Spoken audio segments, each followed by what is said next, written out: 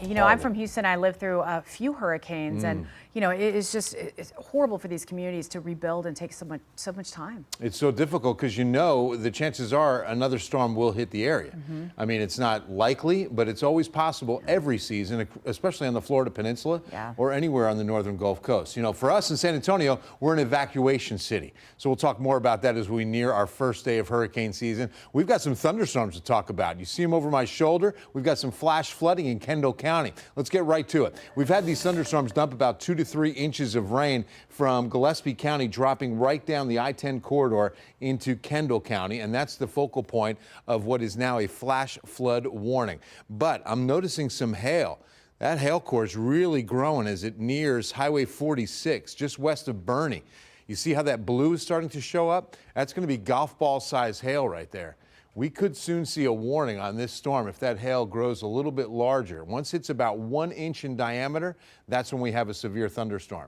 Also winds of about 55 or 60 miles per hour, but that's not the case here. You can see a convergence of these two individual cells, and now a pretty good mesoscale little system here that's going to be dropping slowly onto 46 right down the I-10 corridor. So Boerne's rain starting to pick up, but if you're in Boerne, I would definitely cover the vehicles, because this is golf ball size hail where you see some of that blue showing up just near Highway 46.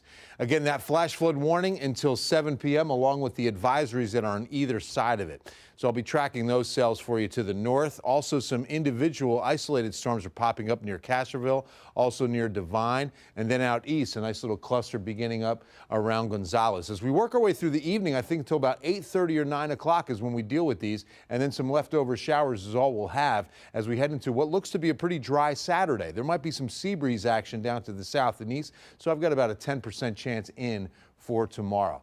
All right, overlooking Calaveras Lake, you can see all the cloud cover and some pretty good building on some of these clouds. Pretty dark at times. Temperature is 83, east and southeast wind about 10 miles per hour. Air quality I like to keep an eye on this time of year. It's good for San Antonio, moderate Austin, but in Houston, unhealthy for sensitive groups right now.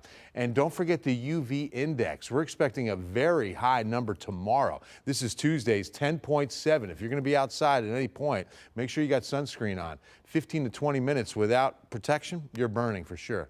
All right, so in the upper levels, going to watch some of this southwesterly jet start moving in our direction. See those arrows? So as upper level winds pick up, surface winds underneath them pick up as well. So those will be southwest winds, and we'll start seeing a disturbance or two by the end of the week and into the weekend. But in the meantime, southeast winds will start picking up mainly by Wednesday and Thursdays. We expect some breezy days.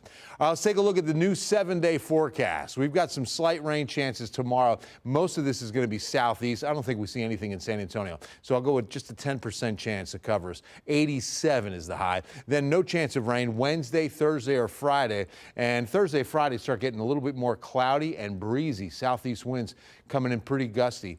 And then we'll bring in a chance of rain. It's going to be only 20% on Saturday, but then 30% Saturday night into Sunday. We're back after a quick break.